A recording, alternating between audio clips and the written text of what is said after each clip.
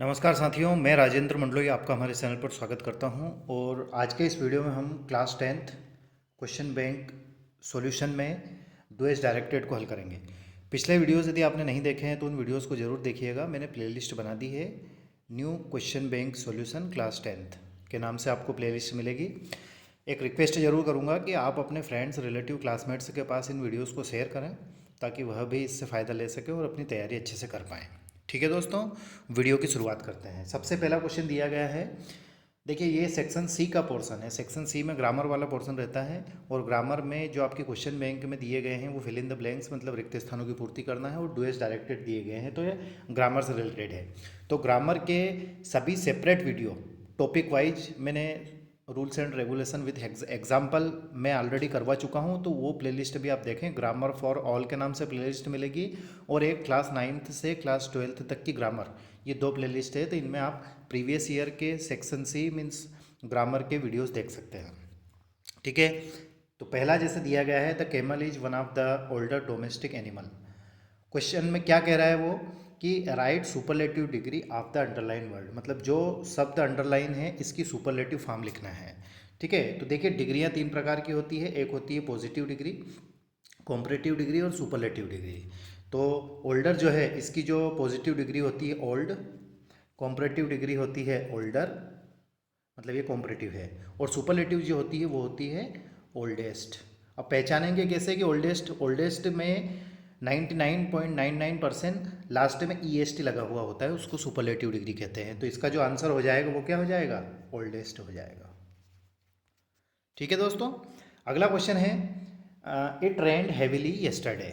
इसको नेगेटिव करना है। नेगेटिव क्या होता है, नेगेटिव मीन्स नकारात्मक, और नकारात्मक सेंटेंस जब हम बनाते हैं तो जनरली उसमें हेल्पिंग वर्ब प्लस नॉट लगता है। ठीक है, तो देखेंगे कि इसमें कौन सी हेल्पिंग वर्ब लगेगी, तो हम उसकी वर्ब को देखेंगे। वर्ब से ही हमें पता चलता है कि कौन किस टेंस का सेंटेंस है और इसमें कौन सी हेल्पिंग वर्ब लगेगी। तो ये सेकंड फॉर्म है, रेन में ईडी लगा हुआ है, दैट मीन्स ये वर्ब की सेकंड फॉर्म। और जितने भी हमने टेंस पढ़े हुए हैं उन सारे टेंस में एकमात्र टेंस ऐसा है जिसमें वर्ब की सेकंड फॉर्म का प्रयोग होता है, वो है पास्ट इंडेफिनिट। और पास्ट इंडेफिनिट में हेल्पिंग वर्ब डिड का प्रयोग होता है। तो प्रॉब्लम सॉल्व हो गई। इसका आंसर हो जाएगा इट डिड नॉट।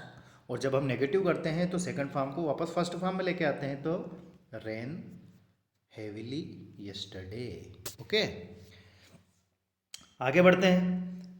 तीसरा है, he is playing hockey, change into present perfect tense. Present perfect tense में इसको चेंज करना है। तो सबसे पहले हमें ये पता होना चाहिए कि प्रेजेंट परफेक्ट टेंस होता क्या है। तो जो प्रेजेंट परफेक्ट टेंस होता है उसकी हेल्पिंग वर्ब हैज़ और हैव होती है और वर्ब की थर्ड फॉर्म का प्रयोग होता है। तो इसमें क्या हो जाएगा, ही सब्जेक्ट है तो ही के साथ में क्या लगता है, हैज़। अब वर्ब की थर्ड फॉर्म प्ले का क्या हो जाएगा, प्लेड हॉकी। ठीक है, आपको किसी प्रकार का कोई डाउट या कोई क्यूरी रहे, कोई क्वेश्चन रहे, तो आप विदाउट एनी हेजिटेशन कमेंट्स कर सकते हैं और मुझसे पर्सनली कांटेक्ट भी कर सकते हैं ताकि मैं आपकी समस्या का हल कर पाऊँ। अगले क्वेश्चन की ओर चलें तो अगला क्वेश्चन है, Rohit is my friend, he is sitting at the last bench, combined using who. Question को समझना इंपॉर्टेंट है। इन दोनों प्रश्नों को कंबाइंड करना है और हु का प्रयोग करना है। ठीक है, तो मैं आपको एक जानकारी दे दूं कि ये हु, विच, ये सब क्या है, ये रिलेटिव प्रोनाउन है। इनको क्या कहते हैं, रिलेटिव प्रोनाउन। जैसे विच है, हु है और दैट है। तो इनका यूज़ जो होता है वो होता है रिलेटिव क्लॉज में। किस में होता है, रिलेटिव क्लॉज। और रिलेटिव क्लॉज में यह सेंटेंस को कॉम्प्लेक्स बनाते हैं। क्या बनाते हैं, कॉम्प्लेक्स सेंटेंस। ठीक है दोस्तों, तो वो वीडियोस भी यदि आप चाहें तो उन वीडियोस को देख सकते हैं। और मतलब जैसे सिंपल सेंटेंस क्या होता है, कंपाउंड क्या होता है, कॉम्प्लेक्स क्या होता है। अभी आप फिलहाल तो अपनी एग्जाम की तैयारी करें, फिर हम आपको अच्छे से डिटेल में, जैसे पार्ट्स ऑफ स्पीच हो गया, क्लॉज हो गई, ये सारी चीज़ें हम पढ़ाएंगे। तो फिलहाल हम इसका आंसर देखें तो इसका आंसर हो जाएगा रोहित हु, है ना, रोहित हु। अब यहाँ से स्टार्ट करेंगे, is sitting at the last bench, हो गया, इज माई फ्रेंड। ठीक है, एक बार और रिपीट कर रहा हूँ, रोहित, अब इस ही के स्थान पर क्या आ जाएगा, हु। तो Rohit who is sitting at the last bench is my friend. ठीक है दोस्तों, अगला क्वेश्चन है question number 5, mister David lives in Mumbai, make question beginning with where. मतलब वेयर का प्रयोग करके इस क्वेश्चन को क्या करना है, इस क्वेश्चन को हमें मतलब इस वाक्य को क्वेश्चन बनाना है। तो देखिए वेयर का अर्थ क्या होता है, वेयर का अर्थ होता है कहाँ। अब मिस्टर डेविड मुंबई में रहते हैं तो क्वेश्चन क्या बनेगा कि मिस्टर डेविड कहाँ रहते हैं, तो जहाँ वह रहते हैं वो हट जाएगा और उसके पहले जो प्रीपोजिशन आता है जैसे इन, एट, इनटू जो भी आता है वो भी हट जाता है। और W H word means where जो है वाक्य की शुरुआत में लगता है और इसके जस्ट बाद में हेल्पिंग वर्ब का प्रयोग होता है, वो होता है वर्ब के अनुसार। तो इसका जो आंसर है वो आंसर हो जाएगा वेयर। अब डज आएगा, डज क्यों आएगा, क्योंकि वर्ब की फर्स्ट फॉर्म में ऐसे एस लगा है। तो where does mister David live, और लास्ट में क्वेश्चन मार्क। ठीक है दोस्तों, अगला क्वेश्चन है question number 6। Have we work done ours, arrange the words to make a meaningful sentence. इन शब्दों को सही क्रम में जमा कर इसको सही सेंटेंस बनाना है। तो देखिए सबसे पहले आता है सब्जेक्ट। देखिए हम देखते हैं सबसे पहले क्या आएगा, सब्जेक्ट आएगा। तो सब्जेक्ट है वी, फिर हेल्पिंग वर्ब हैव, फिर वर्ब की थर्ड फॉर्म डन, फिर आवर्स और लास्ट में आएगा वर्क। ठीक है, we have done our work. अगला क्वेश्चन है the student runs very fast he can win the race. So that का प्रयोग करना है। सो देट हो गया, टू और टू हो गया, आपका एक्टिव वॉइस पैसिव वॉइस हो गया, नरेशन हो गया, है ना, गोइंग टू का प्रयोग हो गया, क्वेश्चन टेक हो गया, टेंस से रिलेटेड हो गए। सारी चीज़ें हमने एक एक टॉपिक को अच्छे से कंप्लीट करके प्लेलिस्ट में डाल दिया है, तो उन वीडियोस को यदि आप चाहें तो देख सकते हैं। फिलहाल मैं आपको बता दूं सो देट का रूल क्या होता है। सो देट का प्रयोग हम करते हैं तो वाक्य में जहाँ पर वेरी दिया गया है, वेरी को हटाकर हम सो लगा देंगे, दोनों वाक्यों के बीच में दैट लगा देंगे। ठीक है दोस्तों, तो इसका आंसर हो जाएगा the student runs so fast that he can win the race. Okay, अगला क्वेश्चन है क्वेश्चन नंबर 8 है the Taj Mahal I seen have. ये का सेम मतलब ये भी रीअरेंज करने वाला सेंटेंस है, मतलब इनको सही क्रम में जमाना है। तो सबसे पहले क्या आएगा, सब्जेक्ट आएगा। तो सब्जेक्ट क्या है आई, आई के बाद में हेल्पिंग वर्ब आएगी तो वो है वो ना, फिर वर्ब की थर्ड फॉर्म तो वो है सीन द ताज। ठीक है, I have seen the Taj. Next question है क्वेश्चन नंबर 9 है Ramesh shut the door yesterday change into negative sentence. इसको नेगेटिव करना है। तो नेगेटिव में पहले भी मैं आपको बता चुका हूँ कि हेल्पिंग वर्ब की आवश्यकता होती है, तो इसमें कोई हेल्पिंग वर्ब नहीं दिख रही है। अब वो हेल्पिंग वर्ब कौन सी लगेगी वो देखने के लिए हमें इसमें देखना पड़ेगा कि कौन सा ऐसा कीवर्ड है जो इस बात को इंडिकेट करे कि इसमें ये हेल्पिंग वर्ब आएगी। तो इसमें है यस्टरडे, और यस्टरडे इस बात को इंडिकेट कर रहा है कि सेंटेंस जो है पास्ट का है, that means past indefinite. Past indefinite में हेल्पिंग वर्ब डिड का प्रयोग होता है। तो इसका आंसर क्या हो जाएगा, रमेश डिड नॉट शट। इसकी तीनों फॉर्म एक जैसी होती है, shut shut shut the door yesterday. Okay, अगला क्वेश्चन है question number 10 since you are not invite you should not go to the party.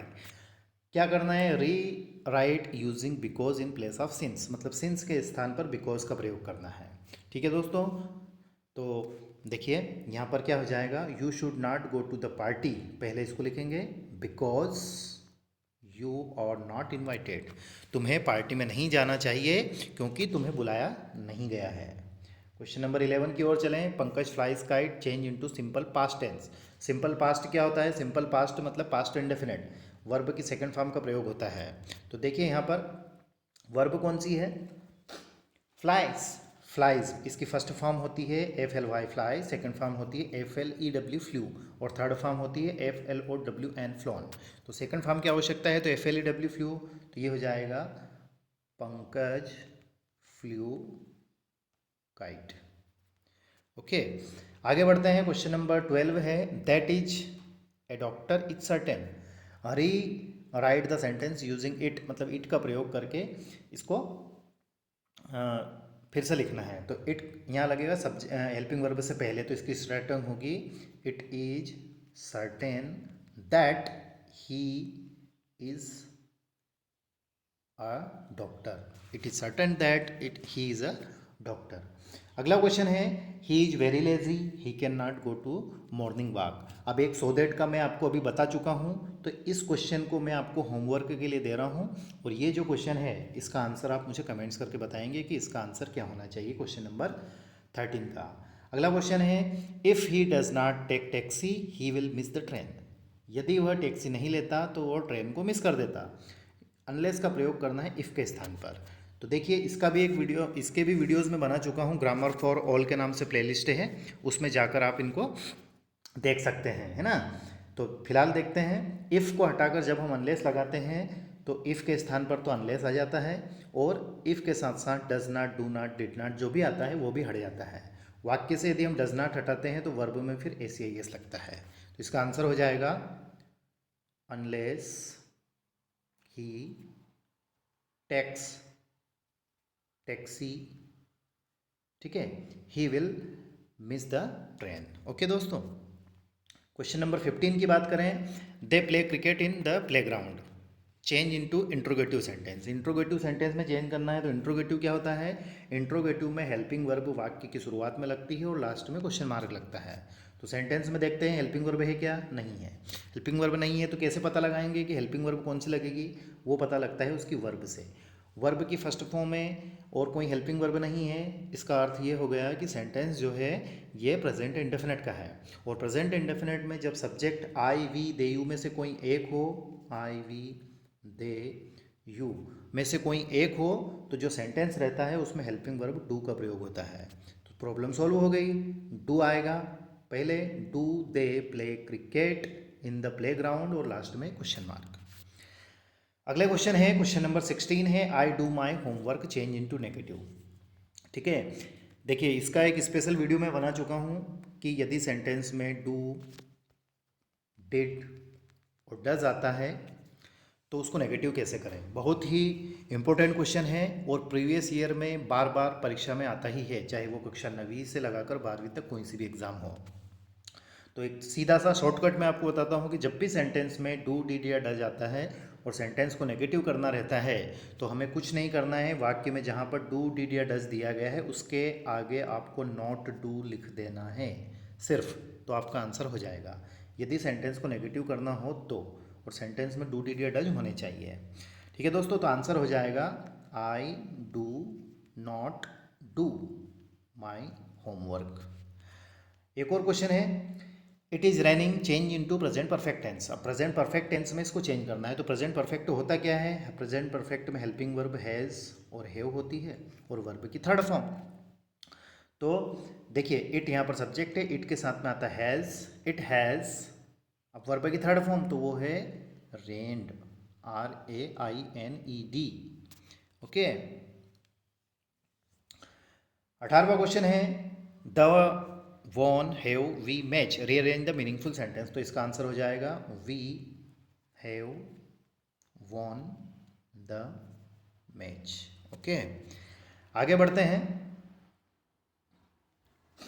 The two friends found a pot, the pot contain the 1000 gold coins. दोनों मित्रों को एक pot मिला, pot मतलब होता है पात्र या घड़ा। The pot contain 1000 gold coins, इसको विच से जोड़ना है। देखिए एक सेंटेंस हमने पढ़ा था हु से, और ये है विच से, दोनों क्या है, रिलेटिव प्रोनाउन है। निर्जीव सब्जेक्ट जब रहता है नॉन लिविंग थिंग के लिए विच का प्रयोग होता है और लिविंग थिंग के लिए हु का प्रयोग होता है। तो देखिए इसका आंसर क्या हो जाएगा, इसका आंसर हो जाएगा the pot which is contain, the pot which is contain 1000 gold coin. Sorry, इसको फिर से रिपीट कर रहा हूँ, इसका आंसर हो जाएगा the two friends found a pot which contained 1000 gold coin. मतलब ये दूसरी बार जो तो द पोट आया है इसके स्थान पर हमें विच का प्रयोग करना है। ठीक है दोस्तों, लास्ट क्वेश्चन है आज के इस वीडियो का, बाकी जो क्वेश्चन हम नेक्स्ट वीडियो में कंप्लीट करेंगे। He does his homework honestly change into negative sentence. देखो अभी मैंने आपको बताया था कि सेंटेंस में यदि पहले से ही डू, डिड या डज दिया जाता है और सेंटेंस को नेगेटिव करना हो तो जो डू, डिड या डज दिया गया उसके आगे आपको क्या लगा देना है, नॉट डू, नॉट डू। तो इसका आंसर हो जाएगा ही does not do his work honestly. ठीक है दोस्तों, तो आज के इस वीडियो में इतना ही। वीडियो आपको कैसा लगा कमेंट्स करके ज़रूर बताएं। साथ ही आपके फ्रेंड्स, रिलेटिव, क्लासमेट्स के पास इन वीडियोस को शेयर करें ताकि वह भी अपनी तैयारी अच्छे से कर पाएँ। और किसी प्रकार का कोई डाउट या कोई क्यूरी रहे तो आप कमेंट्स कर सकते हैं, पर्सनली कांटेक्ट कर सकते हैं। पर्सनली कांटेक्ट करने के लिए मैं आपको एक नंबर दे रहा हूँ, उस नंबर पर आप मुझे व्हाट्सअप कर सकते हैं। जैसे आपको PDF चाहिए, है ना, कोई से नोट्स चाहिए, तो जो भी है जितना मुझसे हो सकेगा मैं आपकी हेल्प करने का प्रयास करूँगा। तो नंबर है 9589661967। ओके दोस्तों, thank you very much for watching and please take care of your self. Thank you once again.